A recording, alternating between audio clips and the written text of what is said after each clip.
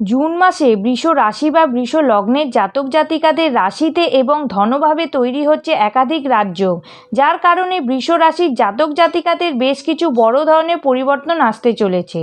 এই সময় আপনাদের আত্মবিশ্বাস বাড়বে, যে সমস্ত কাজে হাত দেবেন সেই সমস্ত কাজে সাকসেস পাবেন, অর্থনৈতিক ভাগ্য যথেষ্ট শুভ হবে, একাধিক পথে আপনি অর্থ উপার্জন করতে পারবেন, পৈতৃক সম্পত্তি পাওয়ার সম্ভাবনা রয়েছে, লটারি প্রাপ্তির যোগ রয়েছে, নতুন কর্মপ্রাপ্তির সুযোগ থাকবে।